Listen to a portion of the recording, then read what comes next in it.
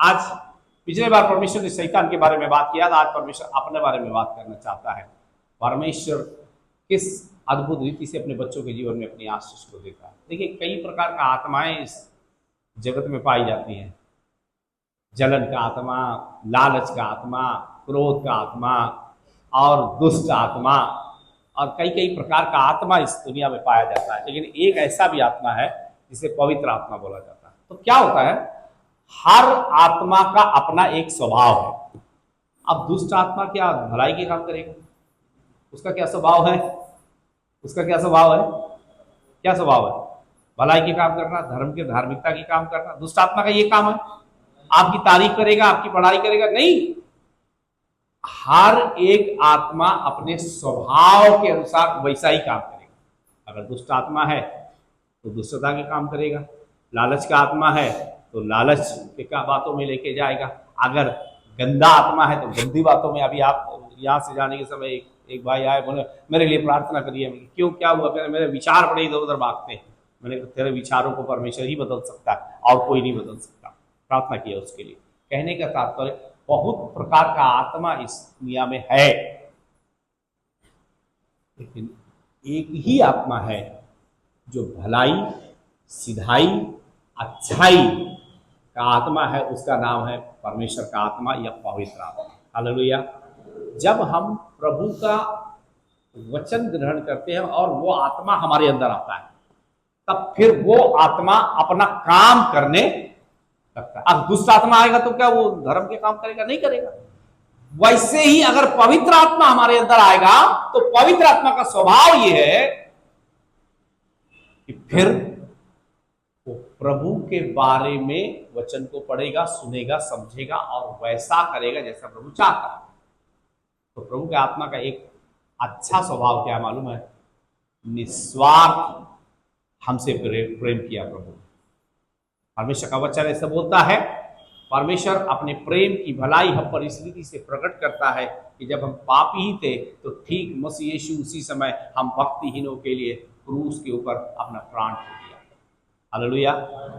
हमारे पास, क्योंकि कोई किसी के लिए कुछ करता है, इसके पास बड़ा दौलत है, बड़ा धन है, बड़ा संपत्ति है और बड़ा जमीन है, बड़ा सोना है, ये है वो है, इसलिए इसके लिए कुछ करो ताकि ये हमारा कुछ करना देखकर हमारे लिए कुछ करे। समझ में आ रहा है? लेकिन यीशु मसीह ने जब हमको देखा तो हम बिल्कुल कंगाल थे, तब यीशु मसीह ने हमारे लिए अपने प्राण को कलवरी क्रूस के ऊपर निस्वार्थ प्रेम को प्रकट किया। हालेलुया। तो उसके प्रेम के अंतर्गत जब उसका आत्मा हमारे अंदर आता है तो उसके स्वभाव को हमारे अंदर बढ़ाता है। देखिए, कोई भी पेड़ एक दो दिन में तो नहीं बढ़ता है। जब वो जाता है, बढ़ता है, अंकुर से पौधा, और बढ़ते बढ़ते बढ़ते बड़ा हो जाता है, और जब बड़ा हो जाता है एक दिन उसका फल आता है। वैसे ही जब यीशु हमारे हृदय के अंदर आता है तो पवित्र आत्मा हमारे अंदर अपने काम को करता है, और बढ़ते बढ़ते बढ़ते एक दिन उसका स्वभाव हमारे अंदर आता है, और उसका स्वभाव हमारे जीवन को इतना प्रभावित करता है कि हमारे द्वारा दूसरे प्रभावित होने लग जाते हैं। Hallelujah, hallelujah. अब मैं एक सवाल पूछता हूं आपसे, कितने लोग प्रार्थना करते हैं?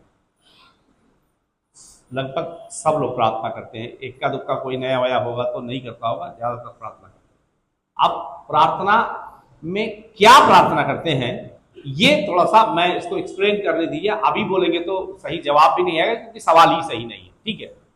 अब कितने लोग, मेरे पत्नी के लिए मैं प्रार्थना करता हूँ, मेरे बेटे के लिए प्रार्थना करता हूँ, मेरी बेटी के लिए प्रार्थना करता हूँ, और 4 लोग हैं, अब 4 ही लोगों के लिए प्रार्थना करता हूँ।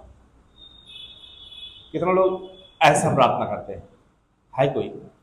1 2, ठीक। हालेलुया। 4-5 लोग, 4-5 हाथ उठे हैं। और ऐसे लोगों की मैं डेफिनेटली निश्चित ये बात बोलता हूँ, बहुत लंबी प्रार्थना आपकी नहीं होती है। क्यों? क्योंकि आपकी प्रार्थना के अंदर केवल स्वार्थ, स्वार्थ और स्वार्थ, इसके अलावा कुछ दिखाई नहीं दे। दुनिया में जो प्रभु को नहीं जानता है उसका उद्देश्य भी यही है, खाली मुझे आशीष मिलना चाहिए, और मेरे पत्नी को, मेरे बेटा को, मेरी बेटी को, इसके अलावा किसी को मिलना नहीं चाहिए। ये किसका स्वभाव है मालूम है? ये दुनिया का स्वभाव है, लेकिन यीशु मसीह का स्वभाव ऐसा नहीं है। शुरुआत में मैंने इसीलिए बताया, अगर पवित्र आत्मा आएगा तो पवित्र आत्मा का स्वभाव भी आएगा, और उसका स्वभाव क्या है वो जानने के समय में हमें समझ में आएगा कि ये भी एक स्वभाव है पवित्र आत्मा का, जो हमारे जीवन के लिए बहुत जरूरी है। आपको मालूम है,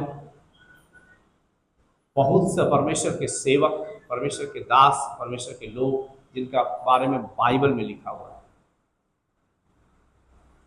उन लोगों ने परमेश्वर की इच्छा और मनसा के अनुसार अपना जीवन को परमेश्वर के हाथ में सौंपा, वो सेवकाई किया और वो प्रार्थना किया। तो परमेश्वर ने क्या किया मालूम है? उनके जीवन के अंदर अद्भुत अद्भुत कामों को किया। जब तक आप कुएं के अंदर रहेंगे, आपकी दुनिया का दायरा 4 से 5 मीटर के अलावा ज्यादा कुछ नहीं होगा। लेकिन एक ये भी बात रखिए, ध्यान से सुनिए, जब आप कुएं में रहते हुए समुद्र में जाने की इच्छा रखते हुए परमेश्वर की आत्मा की अगुवाई में प्रार्थना करना शुरू करेंगे, एक दिन परमेश्वर आपको समुद्र में भी ले जाएगा।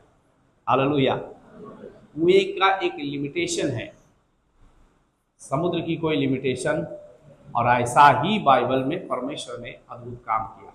मैं आपका ध्यान ले जाना चाहता हूं थोड़ा सा ओल्ड टेस्टामेंट की तरफ। एक व्यक्ति था जिसका नाम था एल्काना। जो वचन जानते हैं, समझते हैं, मैं वो समझ गए होंगे मैं क्या बात करने जा रहा हूं। उस एल्काना के पास 2 पत्नी थी। तो पहले तो मैं इससे आगे बढ़ूं कि मैं पहले बता दूं, वो जमाना ओल्ड टेस्टामेंट का था, ये जमाना न्यू टेस्टामेंट का है। इस जमाने में ऐसी कोई इजाजत नहीं है ताकि किसी भी शिक्षा को उल्टा सीधा समझकर और कोई शैतान का पाप करने का कोई इजाजत ना समझ ले। तो ये जमाना पवित्र आत्मा का है या यीशु का है। यहाँ पर एक पति का एक ही पत्नी होना चाहिए, ठीक है, और एक पति का 2 पत्नी नहीं होना चाहिए। लेकिन ये ओल्ड टेस्टामेंट का बात है, इसको यहाँ पर क्लियर करना जरूरी है, नहीं तो पता लगा कि हम सीधी शिक्षा देने जा रहे हैं, शैतान उल्टा शिक्षा में लेके जाएगा। बोले अच्छा, अगर एल्काना ऐसा कर सकता है तो फिर हम क्यों नहीं? तो इसलिए इस शिक्षा को यहीं पर खारिज करिए। लेकिन ये ओल्ड टेस्टामेंट की थी, ठीक है। तो एल्काना के पास एक हन्ना थी और एक पनिन्ना थी, 2 पत्नियां थी। और एल्काना जो है हर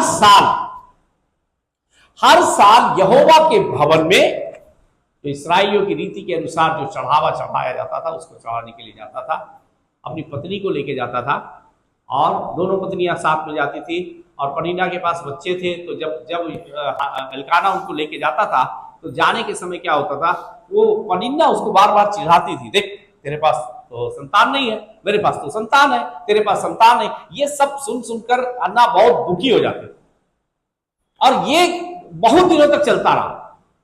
और चलते चलते, क्योंकि वचन में ऐसे लिखा हुआ कि हन्ना बांझ थी, उसको कोई संतान नहीं थी। ऐसे करते करते एक ऐसा भी दिन आया कि हन्ना वास्तव में परमेश्वर के सामने प्रार्थना करनी। अच्छा, एक सवाल यहां पर है, क्या इतना साल से ये यहोवा के भवन में आती थी अपने पति एल्काना के साथ, तो क्या प्रार्थना नहीं करती थी? करती होगी ना, कि पहली बार जिंदगी में प्रार्थना कर रही। हालेलुया। पहली बार प्रार्थना नहीं कर रही, क्योंकि इसका पति हर साल दोनों को लेकर आता था। और लिखा हुआ है एल्काना इसको जितना अपनी पनिन्ना को दिया करता था ना, उससे ज्यादा हन्ना को देता था, क्योंकि वो उसको दुख के समझता था इसके पास संतान नहीं है, इसलिए वो उसको दोगुना देना। तो एक सवाल है, उसको हाँ या ना में जवाब चाहिए। इतने साल से यहोवा के भवन में हन्ना आ रही है, क्या हन्ना ने प्रार्थना नहीं करती थी? करती होगी ना। प्रभु मुझे एक लड़का दे दे, प्रभु मुझे एक बेटा दे दे। देख, ये मेरी जो बगल वाली है ना, मेरी दूसरी वाली, उसकी बार बार मुझे बोलती है तेरे संतान नहीं है, तेरे संतान नहीं है, तू बांझ नहीं है, तू बांझ है, ऐसे बोलती हो। सुनते सुनते बांझ स्त्री होती है, उसका दुख बहुत बड़ा होता है। हन्ना का भी बहुत बड़ा दुख था, और मुझे लगता है ऐसा वो प्रार्थना करती थी। बहुत दिनों तक करते करते करते उसको कोई संतान मिली नहीं, क्योंकि वो बांझ थी। लेकिन एक दिन उसने कुछ ऐसा किया जिससे परमेश्वर प्रभावित हो गया, और फिर परमेश्वर प्रभावित होकर कुछ ऐसा किया जो अब तक नहीं हुआ था। हन्ना के जीवन के अंदर परमेश्वर ने उसकी प्रार्थना को सुना, लेकिन ध्यान से सुनिए, उसकी प्रार्थना में शायद अभी तक परमेश्वर का महिमा नहीं था, इसलिए हन्ना की प्रार्थना को परमेश्वर नहीं सुनता था। लेकिन आज जब वो प्रार्थना कर रही है तो अपने लिए नहीं कर रही है, परमेश्वर की महिमा के लिए क्या कर रही है? प्रार्थना। हालेलुया। अब आएंगे, थोड़ा सा पढ़ेंगे वचन में। पहला शमूएल 1 अध्याय और 11 वचन। आमीन, हालेलुया। इतना साल से परमेश्वर का भवन में आकर के प्रार्थना करने वाली हन्ना का प्रार्थना को परमेश्वर ने नहीं सुना, क्योंकि वो परमेश्वर से केवल एक बेटा मांग रही थी।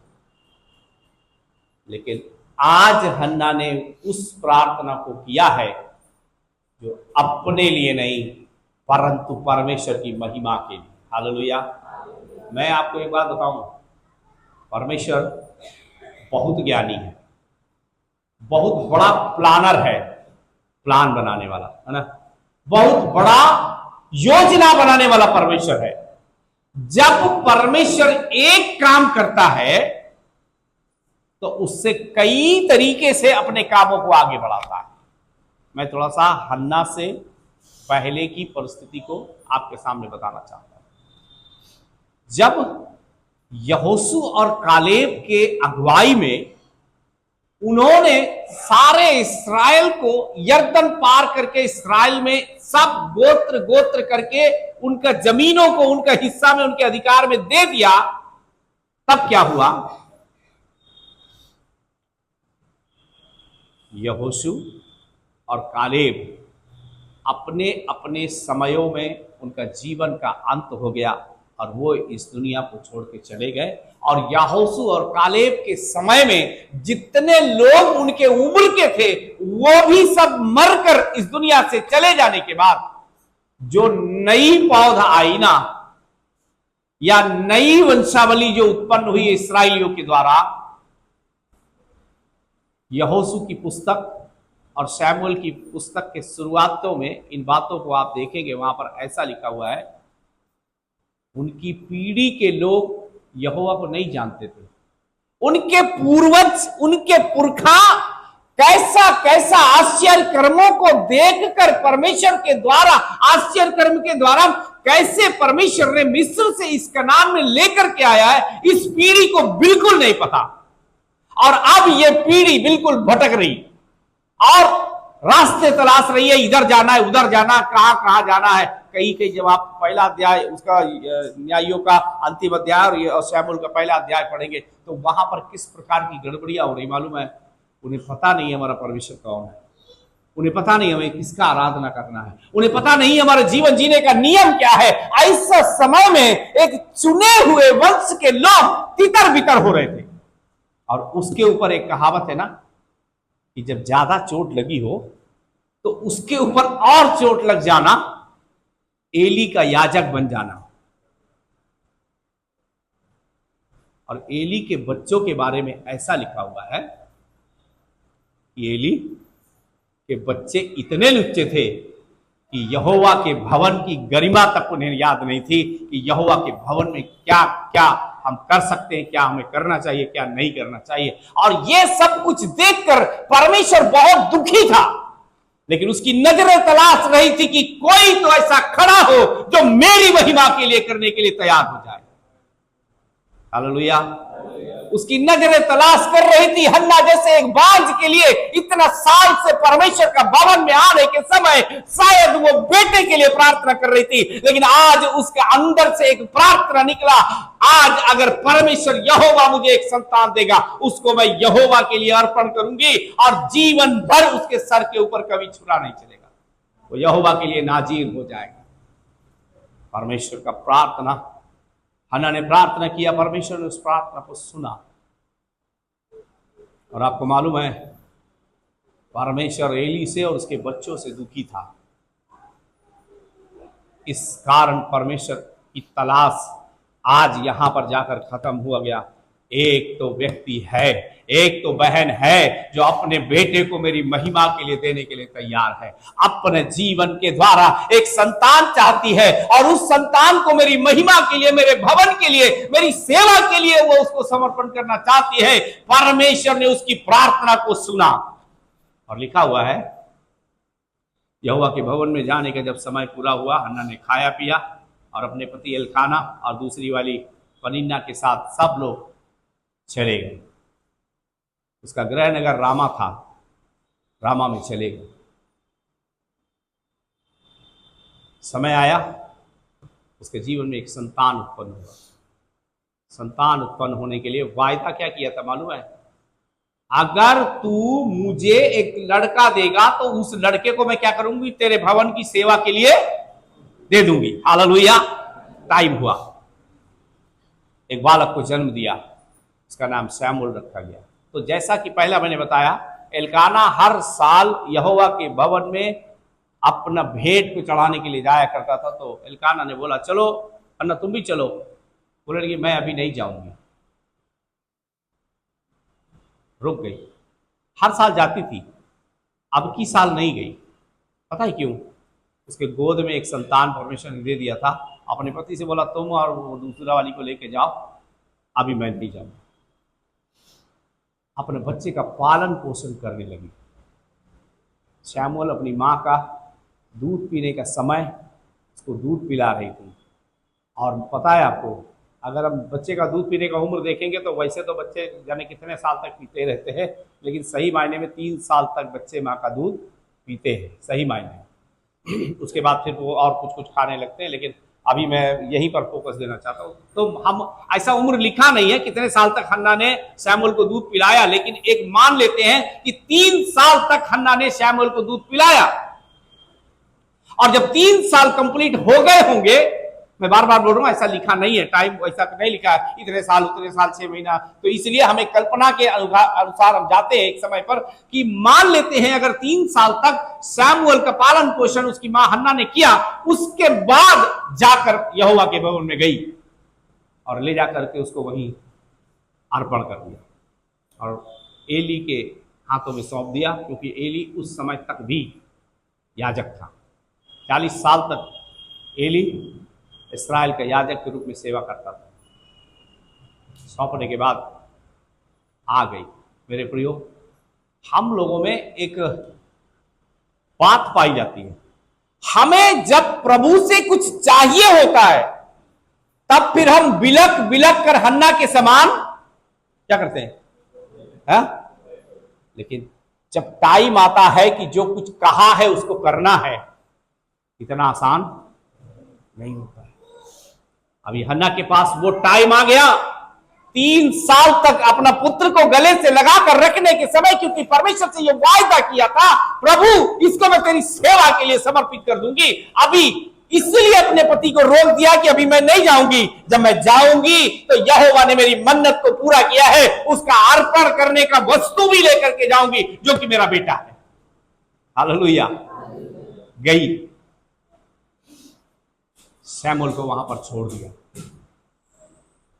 शमूएल बहुत छोटा बच्चा था, जैसा कि ऐसे उम्र नहीं लिखा है, फिर भी मैं बोलता हूं हम मानते हैं इतना छोटा बच्चा खुद के लिए बहुत कुछ नहीं कर सकता है, लेकिन फिर भी एली के अंडर में उसको जा करके वो यहोवा के भवन में सेवकाई के लिए सौंप दिया। चली आई, सीने पर पत्थर रखकर। एक माँ के लिए एक अपने बच्चे से अलग होना ऐसा ही होता है, मानो सीने पर पत्थर रखकर उस बात को पूरा करके आई। हो गया। लेकिन परमेश्वर ने क्या किया मालूम है? हन्ना का एक समर्पण से भरा हुआ प्रार्थना के द्वारा परमेश्वर अभी इस्राएल को एक बड़े सामर्थ्य रूप से, जब तक शमूएल जीवित रहेगा तब तक के लिए परमेश्वर इस्राएल को एक सुरक्षित हाथों में सौंपने के लिए परमेश्वर तैयारी कर चुका था। क्या हुआ? वो बालक बढ़ता गया। बढ़ते बढ़ते एक दिन क्या हुआ, परमेश्वर ने उसको पुकारा, शमूएल। तो सोचे वो बाबा जी जो है ना, बुट्टे वाले एली, वो बुला रहे होंगे। तो हाँ जी जी स्वामी बताइए क्या है। तो एली ने कहा, अरे मैंने कहा तुझे बुलाया, तू जा ले जा। दूसरी बार हुआ, तीसरी बार हुआ, तीसरी बार तक एली के दिमाग के तार काम करने लग गए थे कि यहोवा ही इसको बुला रहा है। कहने लगा अब की बार बोले तो कहना बोल, तेरा दास सुनता है। परमेश्वर ने सैमुअल से वहां पर बात किया, और क्या बात किया मालूम है? बड़ी, उसको पढ़ने के समय बड़ा अद्भुत है। सैमुअल से परमेश्वर ने क्या कहा मालूम है? ये जो तेरा ना गुरु है एली और इसके बच्चे, ये लोग ठीक ठाक काम नहीं कर रहे, अभी मैं क्या करूंगा, ये लोगों को हटा दूंगा और उनका जगह मैं तुझे न्यायी बनाऊंगा। ये सब बात रात भर परमेश्वर सैमुअल से बात करता रहा। करते करते सैमुअल को डर हो गया, छोटा ही बच्चा था अभी। ये सब एली से बताएंगे तो फिर एली मेरा क्या हाल करेगा। लेकिन एली ने क्या बोला मालूम है? मेरे बच्चे सैमुअल, क्या बोला यहोवा ने तुझसे? वो छुपाने की कोशिश कर रहा था लेकिन हुआ नहीं, तो सब बातों को साफ साफ एली को बता दिया। वहीं से एली का पत्ता साफ होना शुरू हो गया। आगे लिखा हुआ है, जब परमेश्वर का अभिषेक सैमुअल के ऊपर आया, उसका यश, उसका मान सम्मान और उसका नाम पूरे इस्राएल में फैलने लग गया कि अभी परमेश्वर सैमुअल को इस्राएल के लिए एक नबी और न्यायी के रूप में परमेश्वर इस्तेमाल करने के लिए तैयार कर रहा। ये सब कहां से हुआ पता है? एक छोटा सा समर्पण, एक छोटी सी बात जिसके कारण परमेश्वर इंतजार कर रहा था कि कोई तो आकर के अपने जीवन को समर्पण करे कि मैं यहोवा के लिए अर्पण करती हूं अपने सबसे बहुमूल्य वस्तु को, या वो मेरे उस बेटे को। और एक बात आपको बताऊं, हन्ना का एक पुत्र था, उसका नाम था सैमुअल। बहुत ज्यादा लोग इसी बात पर चर्चा करते हैं कि है हन्ना का पुत्र सैमुअल, हन्ना का पुत्र सैमुअल। लेकिन एक और बात आपको मैं बताऊं, जब हन्ना ने अपने एक पुत्र सैमुअल को यहोवा के भवन में समर्पित कर दिया, और हर साल लिखा हुआ है क्योंकि उसका पति हर साल जाता ही था यहोवा के भवन में, अर्पण करने जाता ही था। जब वो जाती थी यहोवा के भवन में तो एक सुंदर सा बागा बनाकर सैमुअल के लिए लेके जाती थी, क्योंकि मेरा बेटा यहोवा के भवन में क्या कर रहा है? सेवा कर रहा है। ऐसा करने के बाद क्या हुआ मालूम है?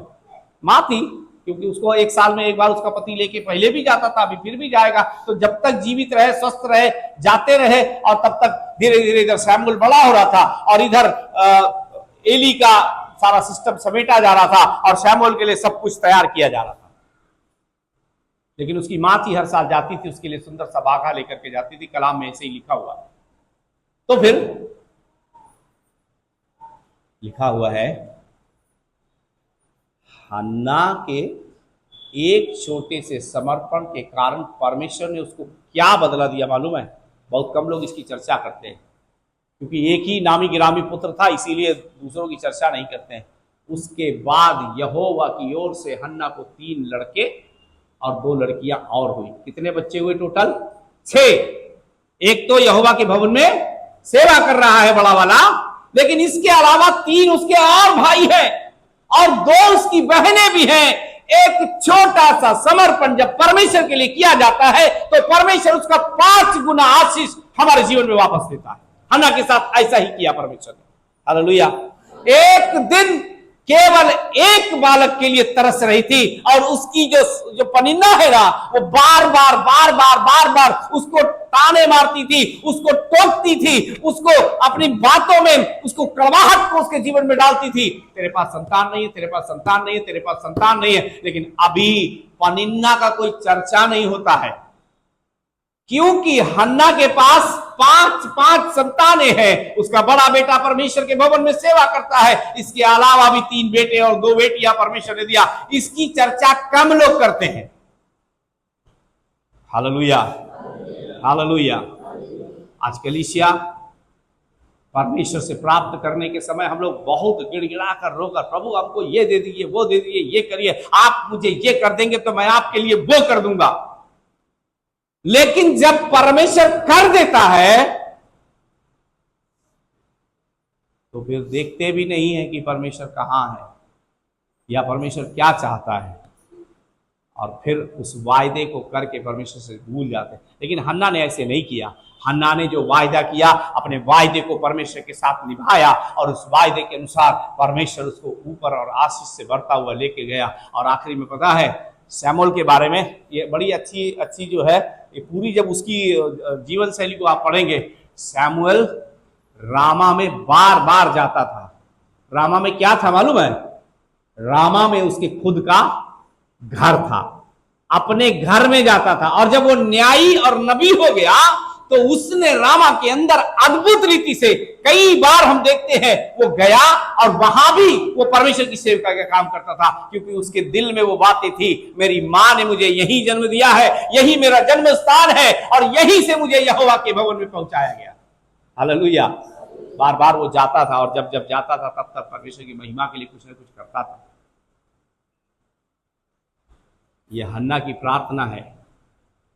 आज वो यीशु का आत्मा जो हमारे अंदर है ना, वो ऐसा ही चाहता है कि हमारा प्रार्थना को निस्वार्थ होकर परमेश्वर की महिमा के लिए करें।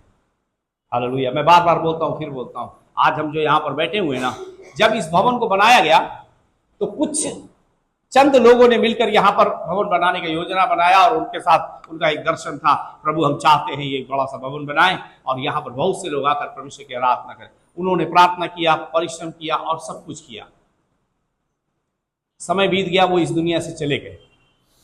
उनका सपना पूरा नहीं हुआ, क्योंकि कभी ऐसा हुआ नहीं है यहाँ पर कि बहुत ज्यादा झुंड के झुंड लोग आकर परमेश्वर की आराधना करें। लेकिन याद रखना, दासों ने, सेवकों ने जो कुछ किया किसके लिए किया? परमेश्वर की उनका दर्शन और परिश्रम दोनों को किया और करके इस दुनिया से मिट्टी में भी मिल गए। याद रखना, निस्वार्थ किया गया परिश्रम और प्रार्थना कभी व्यर्थ नहीं जाता। हम इस दुनिया से मिटकर चले जाने के बाद भी हमको ऐसा लगता सब कुछ खत्म हो जाएगा। परमेश्वर कभी खत्म नहीं होता, ना वो कभी अपने लोगों के परिश्रम को भूलता है। आज क्या हुआ मालूम है? उनमें से कोई भी इसका प्रतिफल लेने के लिए हमारे बीच में नहीं है, परमेश्वर उनकी प्रार्थना को सुनकर आज ऐसा परिस्थिति बना दिया। आपसे पहले जो आकर के प्रार्थना करके गए थे ना, वो आपके पास तो थोड़ा सा बैठने के लिए जगह भी है, उनका समय में बैठने के लिए जगह नहीं था। एकदम पूरा गर्मी से सब एक दूसरे के सट करके बैठे। मेरा कहने का मतलब, आज ये जो कुछ हो रहा है ये आज की सामर्थ, आज की प्रार्थना नहीं कर रही है। आज की सामर्थ और आज की प्रार्थना तो जाकर 10-20 साल बाद कुछ करेगी, लेकिन ये सामर्थ और ये प्रार्थना, ये हमारे पुरखाओं की प्रार्थना और उनका परिश्रम और उसकी सामर्थ काम कर रही है, हमें बिना कुछ पे किए हुए आज यहां आनंद से बैठकर परमेश्वर की आराधना करने के लिए दे रहे। हालेलुया। हमारे आत्मिक पुरखा जो प्रार्थना करके गए, परिश्रम करके गए, वो तो चले गए, उसका आनंद हम यहां पर उठा रहे हैं, परमेश्वर की आराधना करते हैं, महिमा करते हैं, स्तुति करते हैं। इसीलिए आज हम जो कुछ करके जाएंगे, आने वाले दिनों में लोग इसी प्रचार को दोबारा करेंगे। हालेलुया। वो हमें कह के जाएंगे कि हमारे पुरखाओं ने कुछ ऐसा किया जो यहां पर हम बैठकर परमेश्वर की महिमा कर पा रहे हैं। Hallelujah, hallelujah. युगो युगो से लेकर युगो युगो तक का परमेश्वर है। मनुष्य आते हैं, जाते हैं, मरते हैं, पैदा होते हैं, लेकिन अनादिकाल का परमेश्वर एक ही समान रहता है। वो कभी ना मरता है और ना वो कभी खत्म होता है। उसके बच्चों के प्रेम को, समर्पण को, प्रार्थना को वो हमेशा याद रखता है। हालेलुया। हन्ना को जो करना था करके चली गई, लेकिन आपको मैं बताऊं, हन्ना के बारे में प्रचार करने के समय कई बहनों के जीवन में पवित्र आत्मा आज उनसे बातें कर रहा है।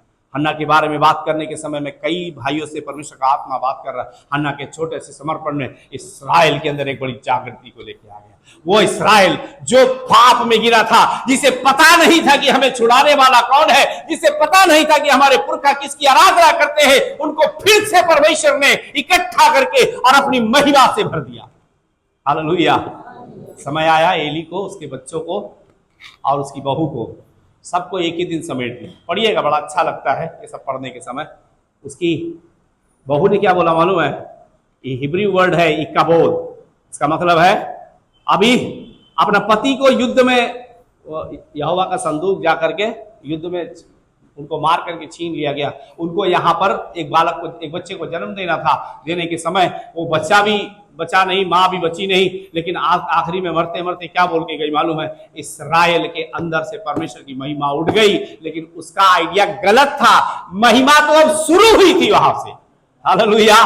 क्योंकि वो ऐसे बोल रही थी, उसने एली को, होपनी और पिनहास को जो कुछ देखा, उससे मरते मरते एक आइडिया लगा के गया, अभी कौन इस्राएल को संभालेगा। लेकिन चिंता करने का जरूरत नहीं है। परमेश्वर ने सैमुएल को इस्राएल के नबी और न्याय के रूप में स्थापित कर चुका था उस समय तक। Hallelujah, hallelujah. उसने इन सब का, ये सब का एक ही दिन काम हो गया। क्योंकि ऐसा है, उसका बेटा, लोग इतना गंदा काम करते थे, उसका चर्चा नहीं कर सकते। ये बात यहोवा को बिल्कुल पसंद नहीं। खाना पीना तो चलिए ठीक है, इधर का उधर से उठा उठा के खा ले, लेकिन जो स्त्रियां परमेश्वर के भवन के अंदर सेवा करती थी, वो उनके साथ भी बदतमीजी करने से बाज नहीं आते थे। ये बात यहोवा को बहुत बुरी लगी, और शमूएल को जब रात में बात किया था ना, उसी दिन बता दिया था कि ये सबका खात्मा जल्दी करने वाला हूं मैं। इसीलिए शमूएल उसको बताने से डर रहा था। एक समर्पण की प्रार्थना परमेश्वर की महिमा को बहुत बहुतायत के साथ आने के लिए मदद करती है। Hallelujah, hallelujah. जब परमेश्वर ने मुझे ये सब वचन दिया, वचन देने के बाद कुछ पवित्र आत्मा ने कुछ बातें किया, उनको जस्ट शेयर करके मैं आगे निकल जाना चाहता हूँ। दानियल के बारे में जब आप स्टडी करेंगे, तो मैंने तो किया है, आपने भी किया होगा, तो थोड़ा सा आइडिया लगाइए। उसका फैमिली बैकग्राउंड कुछ नहीं है, ना उसका बीवी है, ना उसका बेटा है, ना उसका बच्चा, कोई नहीं है। एक और एलिया है, उनका भी कुछ नहीं। वो तो ऐसा लगता है ऐसे उड़ के आए और ऐसे उड़ के चले गए, कुछ उनका कोई फैमिली बैकग्राउंड नहीं है। दूसरा एक है पौलुस, उनका भी कोई फैमिली बैकग्राउंड नहीं है, केवल एक भांजा है, तो शायद उसकी बहन होगी कोई, वो उसका बेटा है। इसके अलावा कुछ चर्चा नहीं हुई। ये सब लोग क्या करते थे? भाई चलो, मेरे लिए तो मेरा एक बेटा है, एक बेटी है, एक पत्नी है, तो 3 लोग हैं, इनके लिए प्रार्थना करेंगे, प्रभु मेरे पत्नी को आशीष दे, मेरे बेटे को आशीष दे, मेरी बेटी को आशीष दे, और किसी को मत दे, खाली मुझी को दे, ऐसे कर सकता हूं। तो ये लोग किसके लिए प्रार्थना करते थे? हालेलुया। दानियल का कोई सगा संबंधी, यूसुफ के बारे में तो लिखा हुआ है कि यूसुफ जब सेटल हो गया, तो पिछले बार हमने पढ़ा था ना, एक अप्रैम और एक अच्छा नाम था उसका, 2 बेटे थे उसके, तो 2 बेटे हुए उसके, तो शादी ब्याह किया था उसने, तो वहां के याजक के बेटी के साथ उसका शादी वादी हुआ, तो उसके बाद 2 बेटे हुए उसके। तो यूसुफ के साथ तो परिवार था, लेकिन दानियल और पौलुस और एलिया के फैमिली बैकग्राउंड कुछ नहीं है। तो सवाल एक ये होता है कि जब हम अपने लिए प्रार्थना करते हैं, तो भाई हम ठीक है, हम हमारे नौकरी के लिए प्रार्थना करेंगे, हमारे पत्नी के लिए, बेटे के लिए, बेटी के लिए, किसी के लिए, लेकिन ये लोग किसके लिए प्रार्थना करते हैं? तो क्या अपने लिए प्रार्थना करने के समय, अभी दानियल के पास तो बड़ा शॉर्ट प्रेयर रिक्वेस्ट होगा इस हिसाब से, खाली मेरे लिए प्रार्थना करना है परमेश्वर, तो सुबह भी मेरे लिए प्रार्थना करूंगा, दोपहर भी मेरे लिए प्रार्थना करूंगा, रात में भी मेरे लिए प्रार्थना करूंगा, बस ओके बाय बाय टाटा। नहीं, अपने लिए प्रार्थना नहीं करते थे। इस्राएल की भलाई के लिए, इस्राएल के लिए परमेश्वर आने वाले दिनों में, प्रभु तू क्या करने जा रहा है, तू आने वाले दिनों में कौन से भेद के काम खोलने जा रहा है, आने वाले दिनों में तू कौन सा दर्शन मुझे देने जा रहा है, जिससे कि तेरे लोगों की अच्छी अगुवाई करके, क्योंकि ये सब राजा नबूकदनेस्सर के राज्य में गुलामी में पड़े थे, बंधुआई में पड़े थे। टाइम पास नहीं कर रहा था दानियल को पता था, मैं प्रार्थना करूंगा, मेरा परमेश्वर सब भेद की बातों को प्रकट करेगा। ये जो मेरे भाई लोग इस गुलामी में पड़े हुए हैं, इनको छूटने के लिए प्रार्थना कर रहा था। हालेलुया। यिर्मयाह नबी ने एक प्रॉफिटिंग दिया था कि ये सब वहां पर जाकर 70 साल तक गुलामी में रहेंगे। तो दानियल खोजबीन कर रहा था परमेश्वर के वचन से, और प्रार्थना कर रहा था कि परमेश्वर तेरे लोगों को तू जल्दी से क्या कर। Hallelujah, hallelujah, hallelujah. बताया आपको, दानियल की प्रार्थना ने इस्राएल के अंदर, इसराइलियों के अंदर एक रिवाइवल को, एक जागृति को भेजा, और उस जागृति ने क्या किया, समय समय पर ग्रुप्स में होकर इसराइलियों को वापस अपने देश में वापस जाने के लिए परमेश्वर ने व्यवस्था कर दिया। एक गाना है पुराना, मुझे पता नहीं आप लोगों ने सुना है नहीं सुना है, सुनते हैं नहीं, दानियल की तूने प्रार्थना सुनी, एजरा की तूने सहायता की, बाबुल में तूने बेदारी भेजी, अपने लोगों को फिर से दे रिहाई। कितनों को आता है ये गाना? हालेलुया। ये बड़ा पुराना है, हमारे पुरखा लिख के गए हैं ये गाना। हमारे पुरखा ऐसे प्रार्थना करते थे। दानियल ने प्रार्थना किया, परमेश्वर ने क्या किया? एक बड़ी रिवाइवल को इस्राएल के लिए भेज दिया और समय पर वो सब वहां से छूट गए। क्या प्रार्थना करते थे? हे परमेश्वर तू रहम कर, हे परमेश्वर तू दया कर, हे परमेश्वर तेरे लोगों को तू छुड़ा, परमेश्वर जिन्होंने पाप करके अपने देश से यहां पर गुलामी में पड़े हैं, इन्हें फिर से अपने देश में वापस ले जाकर के बसा दे। ये प्रार्थना ने क्या किया? पूरे इस्राएलियों को फिर से धीरे धीरे ग्रुप्स में होकर जाने के लिए और वहां पर बसने के लिए परमेश्वर ने सहायता मदद किया। Hallelujah, hallelujah, hallelujah. हन्ना की प्रार्थना परमेश्वर की महिमा के लिए, दानियल की प्रार्थना परमेश्वर के लोगों के लिए, उसकी महिमा के लिए। इसलिए कलीसिया की प्रार्थना हमेशा परमेश्वर की महिमा के लिए जब होगी, वो कलीसिया को तेजी से बढ़ने से दुनिया की कोई ताकत नहीं रोक सकती। जब तक स्वार्थ से भरे रहोगे, जब तक अपने लिए मुझे चाहिए, मुझे चाहिए, मुझे चाहिए। एक और बात मैंने शुरुआत में कहा था कि जब पवित्र आत्मा आएगा तो फिर अपना स्वभाव डालेगा, और जब उसका स्वभाव हमारे अंदर होगा। देखिए, किसी के लिए प्रार्थना करना इतना आसान नहीं है। जिससे आप जलते हो, जिससे आप उड़ते हो, जिसके बारे में शैतान आपके बारे में बहुत प्रकार के विचारों को डालता हो, आप उसके लिए प्रार्थना नहीं कर सकते जब तक पवित्र आत्मा आपको मैनेज नहीं करेगा कि तुझे इसके लिए प्रार्थना करना है और ऐसी प्रार्थना करना है कि मैं तेरी प्रार्थना को सुन लूं। Hallelujah, hallelujah. ऐसी प्रार्थना करना है। कभी कभी मैं मेरा अनुभव को बताता हूं, क्योंकि ऐसे करते करते कभी दिमाग में कभी कभी आता है तो नहीं, इसके लिए हम प्रार्थना नहीं करेंगे। परमेश्वर ने बोला इसके लिए तो तुम्हें जरूर प्रार्थना करना पड़ेगा। क्यों? क्योंकि तुम्हें इससे प्यार करना पड़ेगा। अगर तुम किसी से प्यार नहीं करोगे तो किसी के लिए प्रार्थना भी कर लेंगे क्या? नहीं। किसी से जलन है, किसी से कुड़ते हैं, किसी की बुराई हमारे दिमाग में शैतान ने भर के रखा है, उसके लिए प्रार्थना करेंगे तो नहीं होगा। इसीलिए उस आत्मा से भरे जाकर, निस्वार्थ होकर, जिस आत्मा ने निस्वार्थ होकर अपना प्राण कलवरी क्रूस पर दे दिया, जब वो आत्मा हमारे अंदर बसता है, हमारे अंदर काम करता है, तो हमारे जीवन के द्वारा दूसरे भी आशीषित होते हैं। हालेलुया। एक और बात, जब आप परमेश्वर की महिमा के लिए कुछ समर्पित करते हैं और उसको परमेश्वर के लिए करते हैं, तो परमेश्वर क्या बोलता मालूम है? जो मेरा आदर करता है मैं उसका आदर करता हूं। हालेलुया। जो मुझसे प्रेम करता है मैं उसको प्रेम। हालेलुया। आपको पता है हन्ना के उस दिन के बाद उसका जीवन पूरी तरीके से बदल गया। अभी धीरे धीरे क्या हुआ, उसका बेटा का नाम पूरा इस्राएल में उसका फैल गया। तो उसका क्रेडिट उसका माता पिता को भी जाता है। जब बच्चा हमारा अच्छा कुछ करने लगता है तो सब लोग कहते हैं देखो उसका बेटा ये कर रहा, उसका बेटा ये कर रहा, उसका बेटा। तो शायद सैमुअल की मम्मी पापा के लिए भी बोला जाता होगा, हाँ ये एल्काना और हन्ना का बेटा देखो कितना अच्छा नबी और भविष्यवक्ता के रूप में और न्याय के रूप में काम कर रहा। धीरे धीरे ये उस फैमिली के यश को परमेश्वर ने ऊपर बढ़ाया, क्योंकि उस परिवार में से एक स्त्री थी जिसका नाम हन्ना था। उस हन्ना ने अपने आप को, अपने जीवन को परमेश्वर की महिमा के लिए समर्पित किया। आसान नहीं होता है अपने बेटे को इतनी छोटी उम्र में परमेश्वर के भवन में ले जाके सौंप देना। ये सबके बस की बात नहीं, लेकिन हन्ना के बस की बात थी, क्योंकि अगर आपको कुछ विशेष चाहिए तो कुछ विशेष ही करना पड़ेगा। इसीलिए अगर आपको अपने जीवन के अंदर परमेश्वर की महिमा चाहिए तो आपको परमेश्वर के लिए कुछ विशेष ही करना पड़ेगा। साधारण तो दुनिया चल लेती है, लेकिन विशेष चलने और करने के लिए विशेष रीति से समर्पण करना पड़ता है।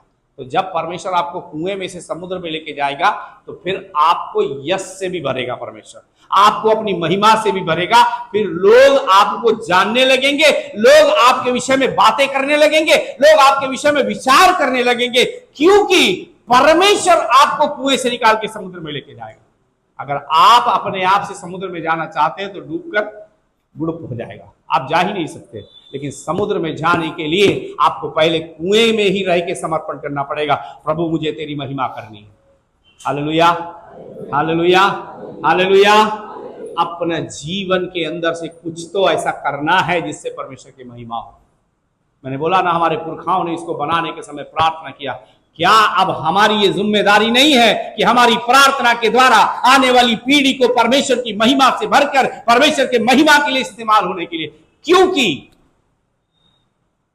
हम आए हैं, हमारा जिंदगी का जितना सांस प्रभु ने दिया है जिएंगे, मर के चले जाएंगे। हमारे बाद हमारी आने वाली पीढ़ियां भी परमेश्वर को प्यार करना चाहिए। हालेलुया। जैसे इस्राएलियों के साथ हुआ वैसा हमारे साथ नहीं होना चाहिए, क्योंकि इस्राएलियों ने क्या किया, यहोशू और कालेब जब तक रहे तब तक सब कुछ ठीक था। वो मरे, उनके संग के लोग मरे, सब भूल गए कौन है परमेश्वर। इसलिए हमारे घरों में प्रार्थना बनी रहना चाहिए। प्रभु ना करे अगर अचानक से प्रभु हमें उठा ले तो हमारे बच्चे कहें अब तो हमारे पापा प्रार्थना करते थे, अब प्रार्थना कौन करे, क्योंकि पापा के रहते कभी प्रार्थना करते नहीं थे। लेकिन अगर पापा के रहते कभी प्रार्थना करेंगे तो पापा तो, क्योंकि जाना है, पक्का जाना है, इसमें कोई वो शक वाला बात नहीं है। पापा जाने के बाद कौन प्रार्थना करेगा? वो पापा जो अपनी आत्मिक विरासत छोड़ के गए हैं। या मम्मी के जाने के बाद कौन प्रार्थना करेगा? वो मम्मी जो अपनी आत्मिक विरासत छोड़ के गई है, उसको बेटी या बेटा पकड़ेगा और परमेश्वर उसके साथ अपनी आशीषों से उसको भर देगा। इसलिए आपको प्रार्थना करना चाहिए आने वाली पीढ़ी के लिए, आने वाले लोगों के लिए, आने वाले समय के लिए। परमेश्वर अद्भुत काम करे। प्रार्थना में जो कामचोर होते ना, मैं काम वाले कामचोर नहीं बोल रहा, जो प्रार्थना चोर होते, वो सही शब्द है। ऐसे लोगों का कल्याण कभी नहीं हो सकता। थोड़ा प्रार्थना, थोड़ा ही सा व्यवस्था आपके लिए होगा, लेकिन ज्यादा प्रार्थना आपको तृप्त करेगा, आपके द्वारा बहेगा, दूसरे लोग उस प्रार्थना की आशीष के द्वारा तृप्त हो जाएंगे। वो परमेश्वर चाहता। अंतिम में, जल्दी से मैं खत्म करूंगा, अंत में हम आते हैं यीशु मसीह की तरफ। यीशु मसीह जब उनका पूरा आयु 33.5 वर्ष, मतलब 30 साल की आयु तक अपने माता पिता की अधीनता में और 3.5 साल तक सेवकाई, तो इससे पहले कि वो सेवकाई को आरंभ करें, सबसे पहले क्या हो गया मालूम है? वो जंगल में जाकर 40 दिन उपवास और प्रार्थना। अब एक सवाल ये आता है, यीशु कौन था या कौन है? वो आपसे चाहिए, फिर मैं बताता हूं यीशु कौन है। आप एक बार यीशु ने पूछा, लोग मनुष्य के पुत्र को क्या कहते हैं? आप यीशु को क्या समझते हैं? अरे भैया, सवाल इतना टेढ़ा तो नहीं है। यीशु तो परमेश्वर का पुत्र है, यही समझते हैं ना। अब मुझे ये बताइए, तो यीशु ने कहा मैं और पिता एक हैं, मैं अपने तरफ से कुछ नहीं बोलता, जो कुछ मेरा पिता मुझे कहने के लिए बोलता है वो मैं तुमसे कहता हूं। तो मतलब यीशु थे जरूर शरीर में, लेकिन वो साक्षात परमेश्वर ही थे। ठीक है। अब मुझे ये बात बताइए, जो खुद परमेश्वर हो उससे प्रार्थना करने की क्या जरूरत? दिन में सेवा करता था और पूरी रात भर वो अपने पिता से बातें करता था। क्यों? आने वाले कल में क्या प्लानिंग होनी है वो पिता उसको बताता था कि कल तू कहां जाएगा, तुझसे कौन मिलेगा, किसके लिए क्या करना है, सारी बातों को प्रार्थना के द्वारा पिता उससे बताता था।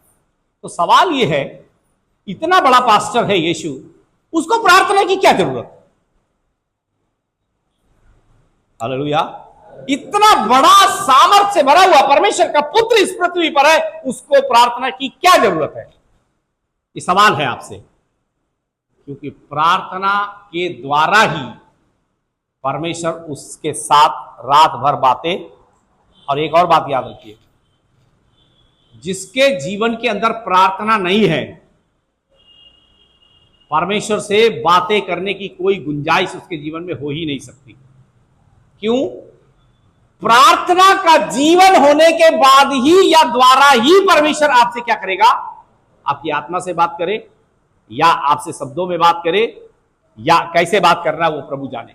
लेकिन बिना प्रार्थना के किसी से परमेश्वर बात, आप घूमते रहिए, टहलते रहिए, आप खूब इधर जाइए उधर जाइए, बोले परमेश्वर मुझसे बातें करिए, परमेश्वर मुझसे बातें करिए, तो परमेश्वर ऊपर से देख के शायद ऐसे बोलेगा, अब इसको इतना मोटा बाइबल देने के बाद भी इसको और कौन सा नया निर्देशन दिया जाए? ये बाइबल है, वचन को पढ़ना चाहिए। जब मैं इस पृथ्वी पर शरीर में था तो मुझे प्रार्थना करनी पड़ती थी। तो अरे बालक, जब तू नहीं प्रार्थना करेगा तो मैं कैसे तुझसे बात करूंगा?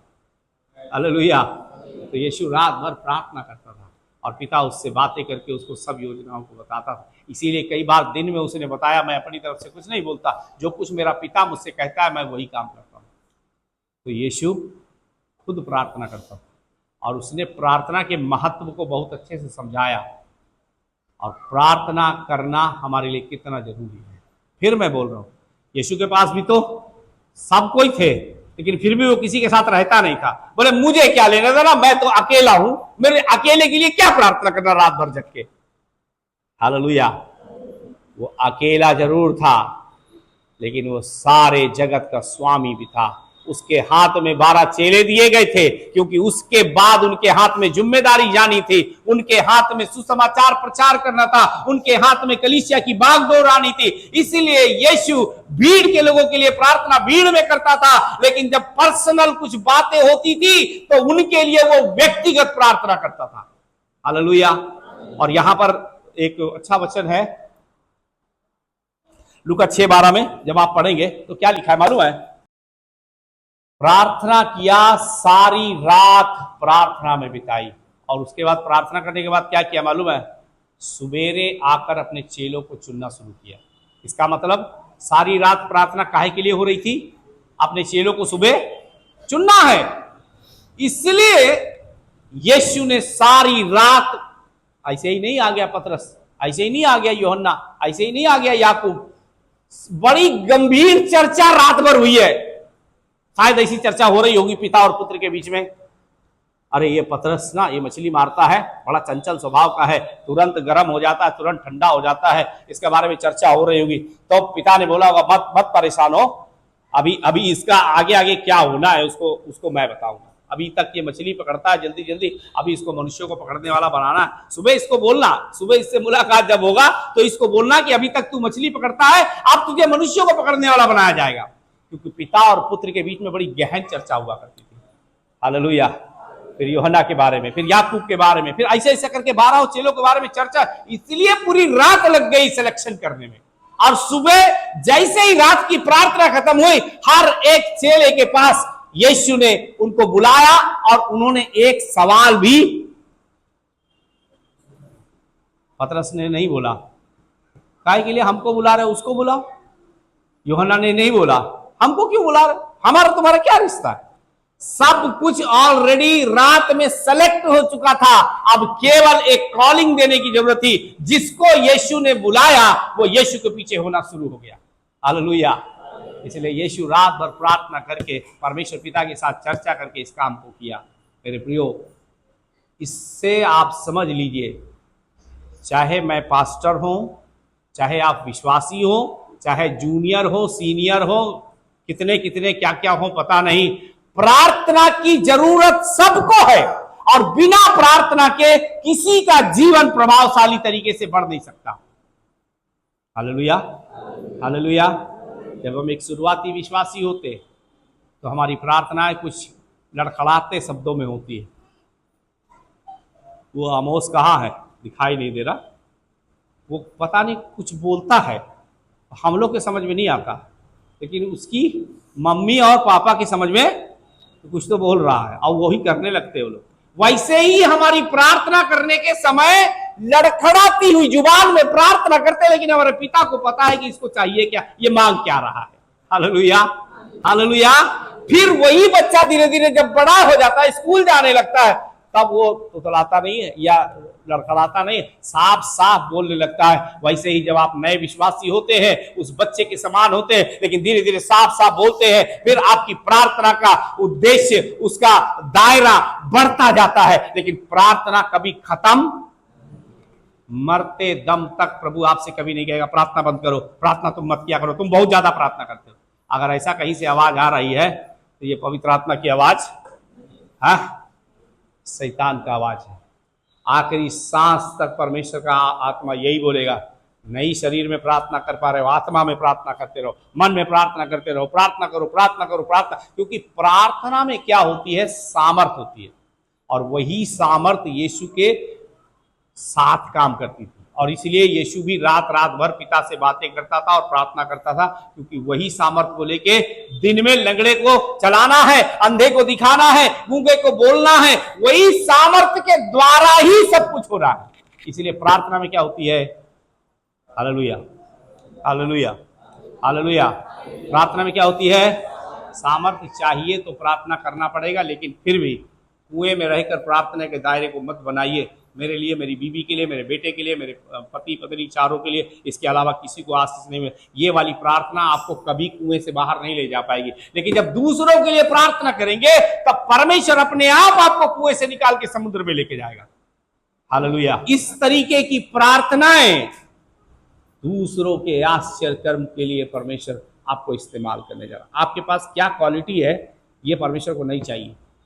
आपके पास केवल इतनी क्वालिटी होनी चाहिए, नम्रता दीनता के साथ परमेश्वर के पास जाकर समर्पण करें, बोले प्रभु मैं आपके सामने प्रार्थना करता हूं, मेरी प्रार्थना के द्वारा दूसरों को भी आशीष देने लगी। Hallelujah, hallelujah, hallelujah.